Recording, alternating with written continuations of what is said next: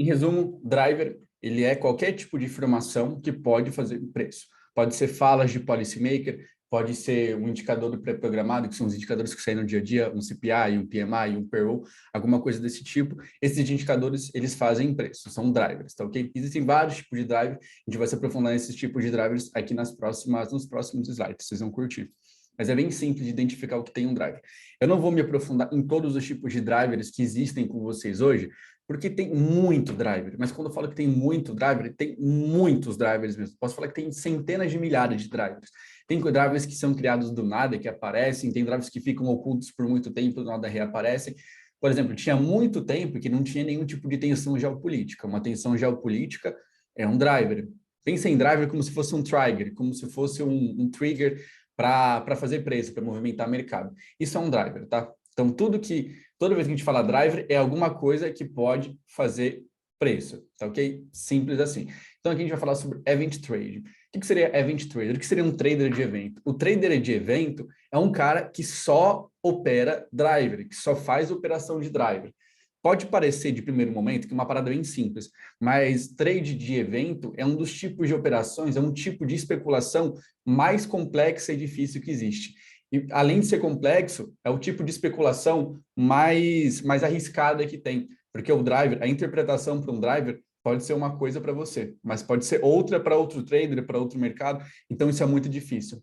A parte mais importante para você fazer trade de driver é você ter uma boa interpretação do ciclo do que está acontecendo no momento. Eu já vou passar isso daqui para vocês agora, vai ficar bem legal, vocês vão entender bastante. Então, basicamente, driver é tudo isso daqui, tá? Peguei aqui um exemplo do Brasil, dos indicadores que foram saindo, aqui a gente tem o IPC-FIP semanal, o IPCA, que é o Índice de Preços ao Consumidor Amplo, aqui a gente tem o IPCA anual, mensal, vendas no varejo anual mensal, vendas amplas no varejo mensal, enfim, tem vários indicadores. E todos esses indicadores, eles fazem preço e eles vão movimentar mercado, eles vão fazer alguma coisa, eles vão embutir algum sentimento, alguma coisa no preço. Pode ser uma movimentação pequena, pode ser uma movimentação grande, mas tudo vai depender de como vier o dado. Resumidamente, a gente tem algumas informações importantes quando a gente vai fazer uma operação de drive. Ó, se tiver complexo, se vocês não estiverem entendendo muito bem, podem mandar aqui no chat, tá? Que eu vou respondendo a vocês, eu vou tirando as dúvidas de vocês. Podem ficar à vontade. O chat está aqui na minha tela já. Bom, então, a gente tem algumas informações importantes para fazer os trades de drive. Tem vários tipos de driver, eu vou explicar agora para vocês os tipos de trades que a gente pode fazer em cima dos drivers que já estão marcados, que são aqui dos indicadores macroeconômicos. Tem outros drivers que são marcados, mas eu já vou falar sobre eles para vocês. Bom, aqui a gente tem, vamos usar o exemplo aqui do IPCA. O IPCA, ele tem o real, o dado, que é o que vai vir agora. O real a gente pode chamar de forecast, é o dado que vai ser lançado, o dado que vai vir. Aqui a gente tinha aqui, ó, dia 2/9, às 3 horas da tarde, isso daqui está no horário americano, mas enfim, às 3 da tarde vai sair o IPC-FIP. A pesquisa do mercado em geral, os mercados lá, o JP Morgan fez uma pesquisa para o IPC-FIP, o Credit Suisse fez outra pesquisa, o UBS fez outra pesquisa, o Morgan Stanley fez outra pesquisa. Aí, no geral, no final, as plataformas de notícias, a Bloomberg, a Reuters, o Investing, o Yahoo Finance, eles pegam e fazem uma média aritmética das pesquisas. Aí essa média aritmética eles pegam e soltam aqui para a gente. É bem simples. Não está saindo som para mim. Vocês estão me escutando aí normal? Está tendo algum problema? Se tiver dando algum problema aí, mandem aqui para mim que eu mexo aqui no áudio. Normal, normal. Normal. Enfim, então, o pessoal tira uma média aritmética dos áudios é foda. Tira uma média aritmética das pesquisas e saltam lá. Então, essa é a média. Basicamente isso. Essa daqui é a pesquisa. Aí tem outro dado, tem o que vai vir, que a gente chama de forecast. O forecast ele vai ser lançado para o mercado, ele vai aparecer, é o dado que o pessoal está aguardando. Então, como que a gente opera driver? A gente vai operar o dado que vier? Não, a gente vai operar a surpresa do dado. Se vier surpresa no dado, aí sim a gente vai fazer trade. Deixa eu rabiscar aqui para vocês verem. Então, aqui a gente tem a pesquisa, tá? Pesquisa, bem simples. Então, a gente pode dizer que a pesquisa seria uma média, tá? A pesquisa, ela é a média, ela é a média aritmética da expectativa de várias instituições. Basicamente isso, é muito simples. Aqui a gente tem a pesquisa, aqui a gente tem o forecast, aqui está real, mas é o forecast, é o dado que vai vir. A gente tem o dado anterior. O dado anterior, ele normalmente vai dar game depois que sair, depois que passar alguns dias, alguns minutos. O dado anterior, ele vai dar trade para uma operação de um pouco mais de longo prazo. Agora, de forma momentânea, o que vai dar game para a gente vai ser o dado real, o dado que vai sair no forecast, tá? É muito simples de entender isso. Não precisa complicar, não precisa se meter aqui num monstro de 500 cabeças. É muito tranquilo, tá ok? Bom, como é que a gente pode estar operando isso daqui? É a surpresa, certo? A surpresa vai dar o trade para a gente no intraday e o dado anterior vai dar trade para a gente no longo prazo. Vamos supor que a gente tem um dado que vai vir aqui, sei lá, uma inflação, um dado de inflação. Se o dado de inflação vier positivo, vocês acham que é positivo ou negativo? A expectativa de inflação, a gente tem o IPCA, a expectativa era 0,55 e a inflação ela vem 0,77. 0,70, 0,60, por exemplo. Veio 0,05 acima das pesquisas. É bom? Isso é um dado bom? Depende do ciclo. Depende do ciclo. Se for um ciclo expansionista, o mercado tem que expandir, tem que crescer, até que pode ser positivo, uma inflação. A gente vê uma inflação levemente aquecida, uma inflação aumentando. Isso daí diz para a gente que o mercado está estimulado, as pessoas estão consumindo e o preço das coisas está aumentando por conta de oferta e demanda. Agora, no momento, num ciclo contracionista, que o mercado está começando a subir juros, enfim, no momento contracionista, se a gente tiver aqui um IPCA, uma inflação subindo 0,5, por exemplo, acima das expectativas, isso pode gerar game para a gente, só que de outra forma, que se fosse um crescimento de inflação no mercado expansionista. Porque no mercado contracionista, a gente vai focar mais em pegar trades por conta trades inversos do que seria no mercado expansionista. Então, a gente não pode tratar isso aqui como se fosse um setup, falar, se a inflação vier acima, eu vou comprar dólar, se vier acima, eu vou vender dólar.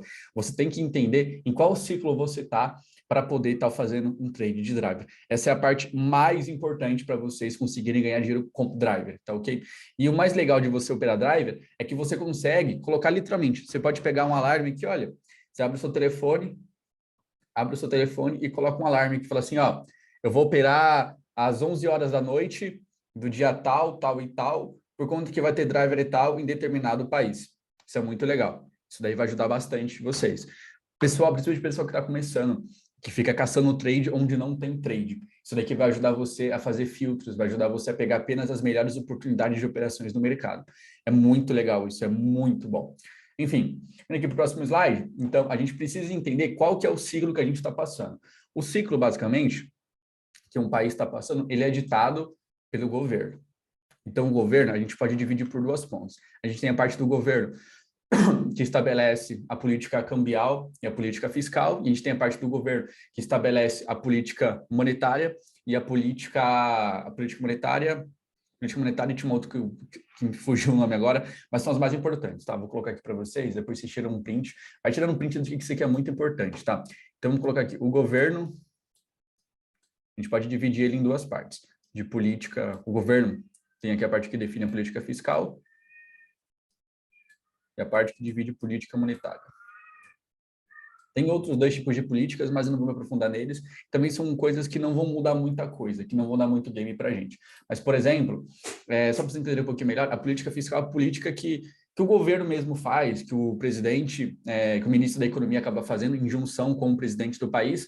Na verdade, é o ministro, ministro da Fazenda, que hoje em dia é o Haddad, que faz em conjunto com o presidente. Eles definem as políticas de gastos, de arrecadação do governo. A política fiscal, por exemplo, quando o cara ele mexe fazer uma reforma tributária, está mexendo em política fiscal, basicamente isso, que vai arrecadar menos, vai arrecadar mais, isso é importante. E a política monetária, ela vai mexer mais na economia real. Eu vi um vídeo muito interessante esses dias de uma economista comentando que as decisões de política monetária de um banco central, elas, entre aspas, de forma não tão literária, mas um pouco literal, elas geram mortes. E se você levar o pé da letra isso, que a política monetária do Banco Central de um país gera mortes, isso em partes é verdade. Uma política monetária contracionista, ela acaba machucando um pouco a economia, fere os investidores, fere os mercados em geral. Aqui está expansionista, mas aqui aqui é expansionista e aqui contracionista, tá? Deixa eu colocar aqui para corrigir. Aqui, ó. Aqui é contracionista. Vou colocar aqui conte. Mas é simples, tá, Errinho? Mas, bom, a gente pode usar a política monetária para definir o ciclo. porque a política monetária, ela vai agir como se fosse cortes finos na política fiscal de um país. Vamos supor que um governo, ele está falando assim, pô, quero crescer o PIB, mas eu quero crescer o PIB de forma, entre aspas, artificial. Eu vou gastar pra caralho para a gente acabar fazendo o PIB crescer de forma artificial. Isso é uma das formas de crescer o PIB. O PIB tem um cálculo bem simples, tem gastos das famílias, investimentos do exterior, investimentos nacionais, enfim. E uma dessas variáveis que especifica o PIB é os gastos do governo. Então, vamos supor que o governo ele quer gastar muito, vai gastar muito, isso daí pode gerar algumas coisas, pode gerar um pouco de incerteza sobre o país, porque o governo está gastando, e se o governo está gastando, ele vai ter que arrecadar mais de algum canto, que na grande maioria das vezes é com impostos, com taxações. Então, a política fiscal, quando entra um novo governo, ela vem meio que já, como posso dizer, ela já vem alinhada, já vem certinha. Ela dificilmente vai mudar no meio do governo, no meio do caminho. A política fiscal já vem, assim, vai ser uma política fiscal com muita gastança, ou vai ser uma política fiscal com pouca gastança, por exemplo, o governo Bolsonaro. O foco da política fiscal deles era trazer dinheiro de fora, trazer investimento para o país e crescer. Eles queriam fazer o país crescer a partir de investimento. Eles não queriam gastar. Já o novo governo, ele quer gastar para fazer o país crescer. Então, são políticas fiscais totalmente diferentes. A política, também tem a política cambial, que também é uma parada que já vem muito, muito alinhada com a expectativa do governo, já vem de forma meio que construída. E o que tem meio que de variável que fica mudando a todo momento é a política monetária. A política monetária, como eu disse, ela faz cortes finos, ela vai fazendo ajustes durante o governo. Por exemplo, o governo Bolsonaro era para ter acontecido muito investimento, era para ter entrado muito, mas muito mais do que entrou dinheiro aqui no Brasil de investimento, era para ter crescido bastante. Só não cresceu bastante por conta do quê? Que veio uma puta de uma recessão, aconteceu muitos eventos exógenos externos, isso acabou abalando muito a economia. E por conta disso, tiveram que fazer ajustes finos a partir aqui da política monetária. Então, em resumo, a política monetária ela vai ajudar a gente a entender qual que vai ser o ciclo que o país está passando. Quem faz a política monetária? A gente tem o Comitê de Política Monetária, que é o Copom, e os responsáveis pela política monetária de um país, normalmente é o presidente do Banco Central, em junção com o diretor de política monetária, que também trabalha no Banco Central, em junção com o ministro da Economia, ministro da Fazenda, chame do jeito que vocês quiserem. A política monetária ela tem 3 principais instrumentos para delimitar se o país está passando por um momento contracionista ou expansionista, que eu coloquei aqui para vocês. Que, de forma resumida, a gente tem a diminuição, a gente tem os compulsórios, taxa de redesconto e compra de títulos públicos e a taxa de juros, a Selic.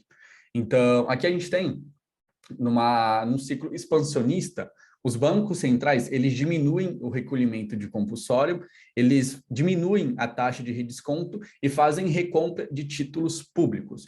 Esses dois aqui, eu não vou me aprofundar no que é a taxa compulsória ou que é a taxa de redesconto, mas custei entrar, boa. Não vou me aprofundar o que é a taxa de recolhimento, o que é a taxa de compulsória e a taxa de redesconto, mas ambas as duas dizem respeito à liquidez que tem disponível no mercado financeiro. Quando o Banco Central ele aumenta a taxa de compulsória, aumenta ou diminui a compulsória e a de redesconto, ele afeta diretamente a liquidez que tem disponível circulando dentro do mercado financeiro. Porque tudo isso daqui impacta diretamente nos bancos, os bancos que emprestam dinheiro, os bancos pequenos, os bancos grandes, enfim, é bem simples, tá? E a expansionista, ela gera um aumento de recolhimento de compulsórios. Se ela aumentar o compulsório, os bancos, isso daqui é a explicação de padeiro, mas rapidamente explicando, o aumento do recolhimento de compulsório acaba fazendo com que os bancos eles emprestem menos dinheiro para a população. A taxa de redesconto também, ela evita com que os bancos eles possam dar um default de liquidez e tem várias outras coisas que a taxa de redesconto também pode impactar. Mas as principais coisas que essas duas variáveis impactam é no dinheiro que tem circulando, na liquidez que tem circulando pelo país. É bem simples. Depois eu vou mostrar para vocês como que a gente pode estar fazendo um modelinho e como que esse modelo ele pode fazer de forma sistematizada e automática, ele pode dizer para a gente se o país está passando por um momento contracionista ou expansionista. Em resumo, o que esse modelo faz? Já dando um spoiler aqui para vocês. Esse modelo, basicamente, ele vai entrar no site dos bancos centrais. Todas as informações que eu estou mostrando aqui na tela para vocês tem gratuitamente no site do Banco Central. O boot, ele entra no site do Banco Central, ele usa uma técnica chamada web scraping. Web scraping, tipo assim, você fala assim, algoritmo, eu quero que você entre no YouTube. Você vai entrar no YouTube e assim que você entrar, vai aparecer um monte de texto. Printa essa tela, eu quero que você pegue todos os textos que tem nessa tela para mim e joga num prompt, joga, sei lá, num bloco de notas. É basicamente isso que o algoritmo de job scraping vai fazer.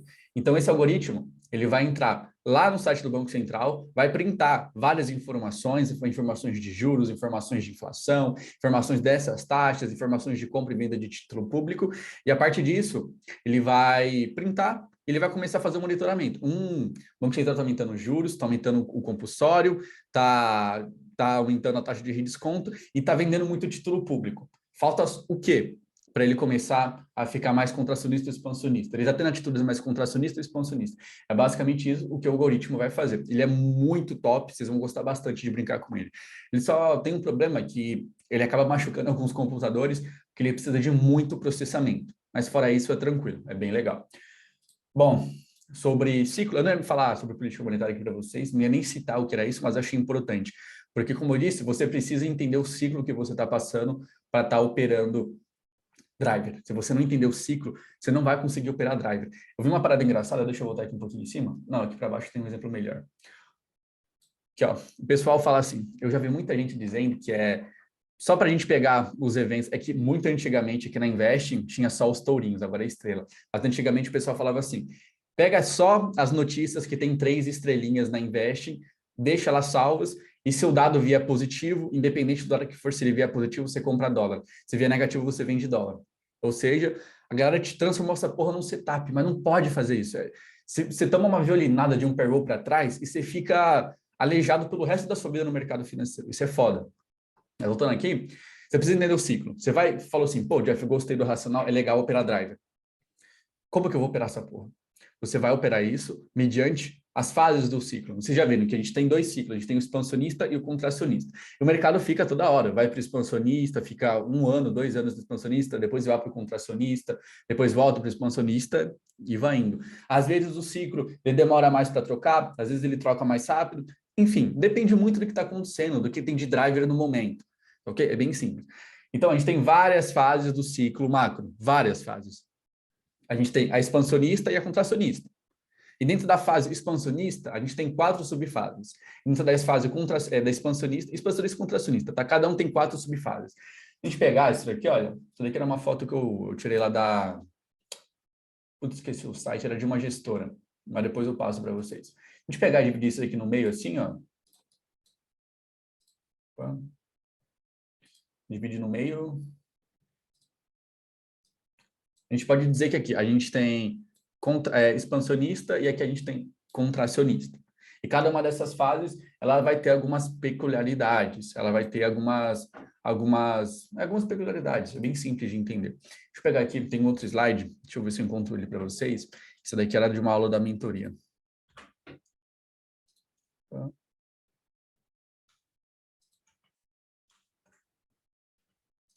Aqui, ó. Deixa eu mostrar para vocês rapidamente. É que eu esqueci de comentar também sobre políticas econômicas, tem comercial, cambial, monetária e fiscal, a monetária da game, a fiscal difícil da game, a comercial até que da game e a cambial dificilmente da game também. Cadê? Deixa eu ver se está aqui para vocês. Eu acho que não está aqui não. Mas eram algumas informações sobre o business cycle, o ciclo de negócios do mercado. Deixa eu ver se eu encontro aqui. Depois eu mando para vocês lá no Telegram, vai ficar mais fácil de vocês entenderem. Mas, resumidamente, o mercado, como eu disse, ele passa por várias fases, passa por vários ciclos. Dentro de cada um dos seus ciclos, que é expansionista e contracionista. O mercado, ele sobe as taxas de juros. E o que acontece se o mercado subir as taxas de juros? As empresas, elas vão começar a ter o seu fluxo de caixa denegrido, começa a ter demissões. Se começa a ter demissões, começa a ter uma escassez por mão de obra qualificada, ou seja, tem muita gente sendo demitida, eles demitem várias pessoas para poder contratar um cara que é mais qualificado. E aí começa a ter escassez de mão de obra que é qualificada. Aí, por consequência, começa a gerar uma puta de uma bola de neve. Em cada uma dessas 4 subfases, de cada um dos 2 ciclos, expansionista e contracionista, os drivers vão afetar o mercado de maneiras diferentes. Essa é a parte mais importante, que vocês têm que entender isso. Aqui tem um exemplo, por exemplo, o preço das commodities começam a subir. Então, quais seriam as variáveis, quais seriam os ativos que se beneficiariam se as commodities subissem? Se as commodities subirem, o que isso pode infringir no ciclo que a gente está passando? É esse o driver que vocês precisam entender. Eu encontrei aqui, olha, a parada do ciclo de negócios. Deixa eu ver se eu consigo mostrar aqui para vocês, ó. Não sei se vai dar para ver certinho. Tá aqui no meu telefone, olha. Deixa eu desligar minha câmera, parar de compartilhar a tela e vocês tiram um print daqui. Porque isso daqui realmente é muito importante, tá? Ó, só fixar o meu rosto, aí você tira um print disso aqui, ó. Isso aqui, quando eu falo que é muito importante, ó. Tira um printzinho aqui, ó. Não sei se dá para ler, se dá para ver exatamente. Aqui, ó, 2 segundinhos.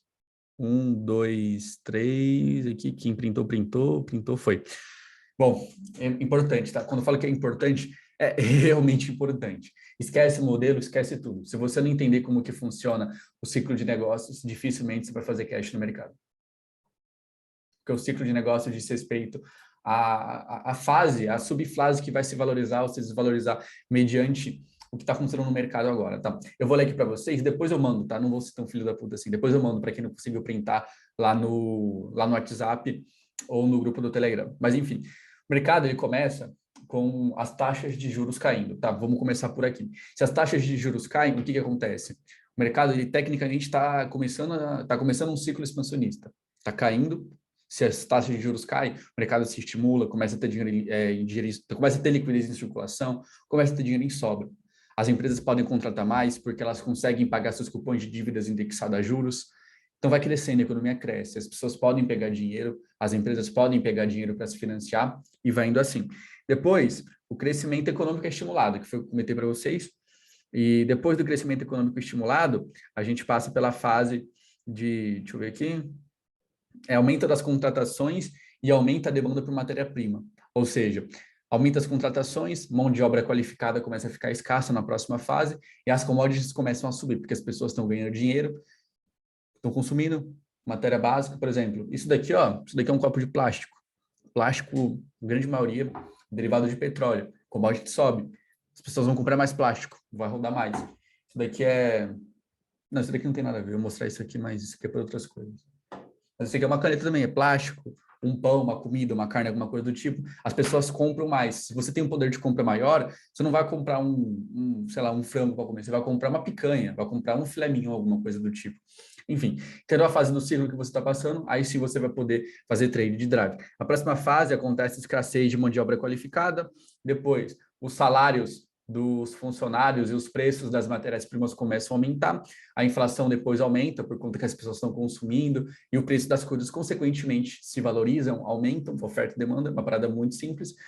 Quando os preços das coisas, a inflação começa a aumentar muito forte, o Banco Central começa a subir juros, começando um ciclo contracionista. E daí o crescimento econômico desacelera, e quando o crescimento econômico desacelerar, a gente começa a fase de cortar a taxa de juros. E fica repetindo esse ciclo e vai rodando assim ao infinito além. É bem legal esse racional, vocês vão curtir bastante.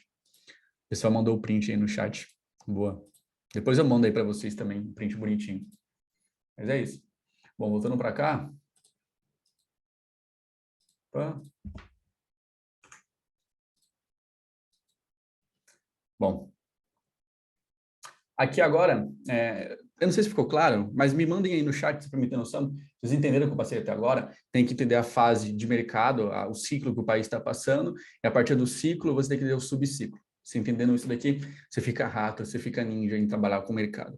Antes que já chegue o pessoal perguntando, porra, Jeff, e os modelos, e os modelos, e os modelos, e os modelos? Os modelos entram para complementar todo esse racional. Eles entram para automatizar todo o racional. Eles automatizam, eles sistematizam, eles geram dados e mais informações para a gente tomar decisões mais bem informadas, tá ok? Entre agora, quem puder mandar o print de novo, eu agradeço. Fiquem em paz, que daqui a pouco eu mando para vocês lá no... Vou mandar no WhatsApp, só ficar de olho. Vou mandar no Telegram, melhor. Aqui tem alguns exemplos de trades que eu fiz, com base em trade de driver, tá? Daqui eu postei, mas já postei o dia inteiro esse trade aqui lá no Instagram. Daqui foi um trade que eu fiz no S&P 500. Foi dia 7 de julho que eu fiz. Esse trade aqui foi por conta do payroll. Vou dar uma analisada aqui no que aconteceu nesse payroll aqui. Bom, quando sai o payroll, não sai apenas o payroll, sai uma outra bagagem de dados. A gente chama, sai vários dados. Os dados que vão saindo aqui, vamos dar uma analisada rapidamente neles. A gente tem aqui, olha, A gente tem o... Calma aí. Ó, aqui a gente tem o salário médio por hora. Aqui a gente tem a média de horas trabalhadas. Aqui a gente tem o payroll do governo, que são contratações governamentais. A gente tem o payroll em manufatura. O relatório de emprego, que é o payroll que todo mundo fica de olho. Temos a taxa de participação. Temos o relatório de emprego. A taxa de desemprego. E a taxa de junho e a taxa de desemprego. Deixa eu ver aqui. A taxa de desemprego nos Estados Unidos geral. Todos esses dados dizem respeito sobre emprego. Agora eu vou deixar não é uma atividade, mas depois no Instagram eu dou essa resposta para vocês. Mas eu pergunto para vocês. Pô, beleza.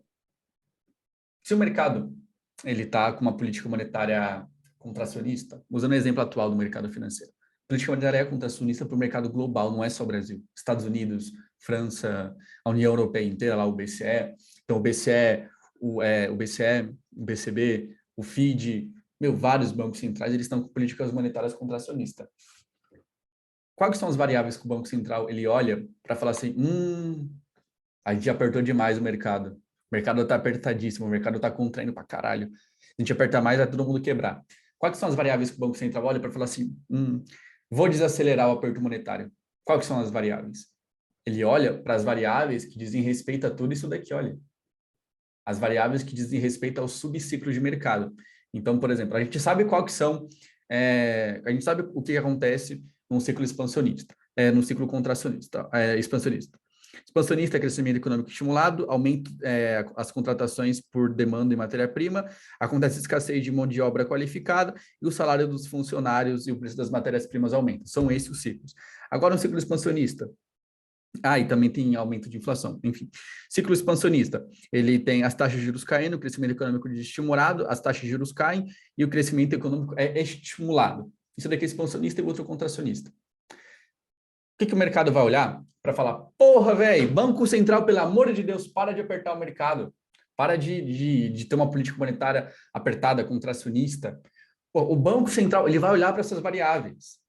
Porque o que vai dizer para o Banco Central que a política monetária dele está surtindo efeito?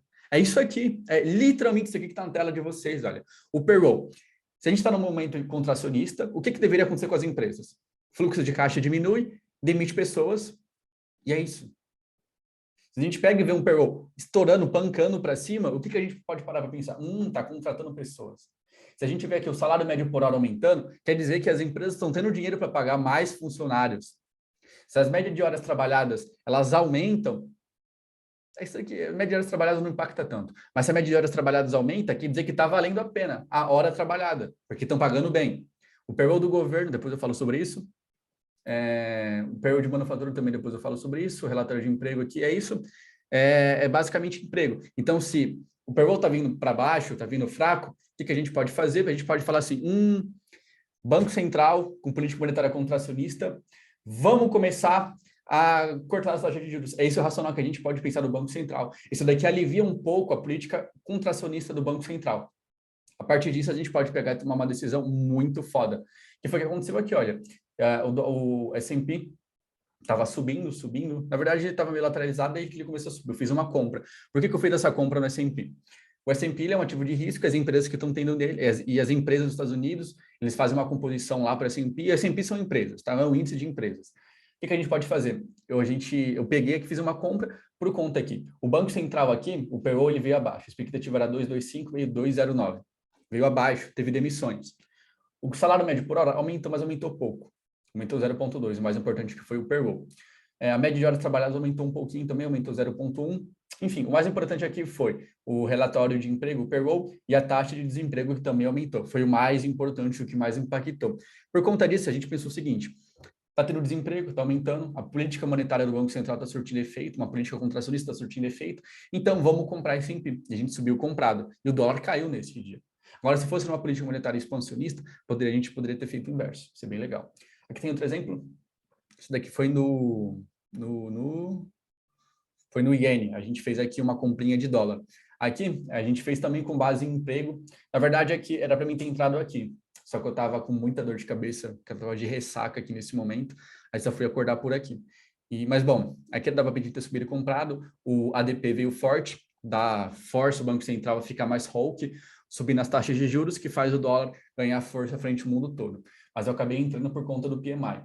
Aqui, PMI de serviços aumentou, o PMI composto aumentou também, e o JOLTS depois fez o mercado cair. Mas a gente acabou entrando pelo PMI. PMI é como se fosse uma... Imagina, o pessoal vai na sua casa bater na porta. Você está trabalhando lá na sua empresa, no escritório, e vão bater lá na sua mesa. Fala assim, o que você está achando do trabalho? O que você está achando da sua renda? Você pega e responde a pesquisa, eles fazem a média, e é isso o PMI. Porra, Jeff, mas o mercado reage a um monte de pesquisa de pessoas aleatórias? É engraçado isso, mas o mercado reage. A gente pegou e fez uma compra apostando na força do dólar. Bem lindo esse racional. E deu bastante grana até. Eu só fiquei puto que, tudo bem, isso aqui é foda, que trader, mesmo ganhando ou perdendo, ele tem o mesmo sentimento, que é sentimento de corno. Aqui dá pra mim ter entrado aqui, mas foi foda. Mas fiz grana, foi bom. Aqui tomei uma violinadinha, mas depois eu entrei de novo. Bom, e aqui a gente tem o CPI. Isso aqui é um racional para a próxima semana. Vai acontecer, putz, esqueci o dia, mas essa semana que vai acontecer o CPI. A gente tem aqui a leitura para o CPI. Isso aqui é atual, tá? Não é passado, isso aqui é atual. A projeção para o CPI, deixa eu ver aqui, mensal. Aqui, ó, projeção para o CPI. O importante é o anual e o mensal, tá? O núcleo também é bom, os Estados Unidos em geral também é bom, o mensal, enfim, é importante. Mas o CPI ele vindo acima das expectativas, o que a gente pode fazer? A gente pode comprar a porra de dólar, ou comprar ativos, pode comprar a matriz do dólar e vender S&P, se vier acima das expectativas, porque por conta disso, o Banco Central ele pode ser forçado a aumentar mais ainda as taxas de juros. Isso daí pressiona o juros subindo lá nos Estados Unidos, força o dólar a se valorizar e as ações se desvalorizam, é basicamente isso. Então, esse é um racional, uma atividade que fica de lição de casa para vocês acompanharem o CPI na próxima semana. Isso daí vai ser bem legal. Enfim, já estamos aqui há quase 40 minutinhos, 40 e poucos minutinhos. Não tinha me programado para falar muita coisa nessa aula, mas o que tinha para passar para vocês é isso. Tem mais 6 minutinhos, eu vou abrir esses 6 minutinhos aí para vocês tirarem dúvidas. Se quiserem mandar alguma coisa aí no chat, fiquem à vontade. Só mandarem. Mas era isso que eu tinha para passar para vocês. Uma aulinha bem legal, espero que vocês tenham curtido. Tem muita informação bacana aqui para vocês, que normalmente eu passo de graça. IPC amanhã, boa. Amanhã eu vou estar na tela, vou pegar com vocês, vai ser legal. Mas é isso. Se tiverem dúvidas sobre os racionais que eu passei aqui para vocês, sobre modelos, alguma coisa do tipo, à vontade, só mandar. Agora é o momento que vocês têm que me infernizar com perguntas. Aproveitem.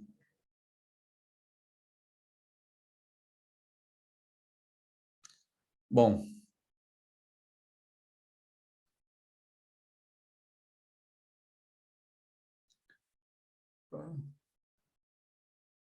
Estou finalizando a segunda aula da operação SCP. Falei um pouquinho sobre alguns drivers, algum Opera Driver e sobre alguns tradezinhos que a gente fez. Aulinha top. Bom, quais são os modelos de Machine Learning que você mais usa? Depende do objetivo, mas ultimamente eu estou usando muito processamento de linguagem natural para trabalhar com alguns modelos. Eu e os meus sócios, o Lucas e o Klaus, a gente está colocando uma gestora para rodar, e a gestora a gente vai precisar desses modelos para alimentar alguns racionais para a gente repassar para alguns traders. Mas respondendo, são modelos de processamento de linguagem natural. Os algoritmos genéticos eu também estou usando para caramba, mas por enquanto não muito. O fix da fórmula de ontem, abertura, fechamento, fixing é igual PTAX, ou se for outras moedas, o fix de Londres, Nova York, como se fosse a taxa de liquidação. Aquela apostila que você mostrou na aula, como conseguir, tira uma fotinha da aula lá e posta no Insta e me marca, que eu mando. Estou começando ainda, muito grato, muito complicado, mas chego lá. Obrigado, Jeff. Não peguei o começo da aula, vai estar gravado, vai estar gravado. Boa noite, você é um cara muito foda, sua sinceridade me ajudou bastante, tamo junto. Dias de driver, temos que operar de forma discricionária ou de forma automatizada. Discricionário, mas se você tiver um modelo que modela isso, então você pode operar no sistemático. Jeff, boa noite. Sobre a aula de ontem, sobre o DU. Do que se trata? Dias úteis. É do dólar futuro, do contrato vigente? É da taxa que você está olhando, do contrato. Basicamente isso. Acho que é isso. Depois eu vou me aprofundar um pouquinho mais em Machine Learning. Vou soltar algumas aulinhas no YouTube para vocês vão curtir. Vai ser bem legal. Bom, dar mais alguns minutinhos aí para vocês. Se tiverem dúvidas, é só mandarem. Fiquem à vontade. Tem mais 3 minutinhos aí antes de acabar. Não é muita coisa, mas dá para aproveitarem bastante.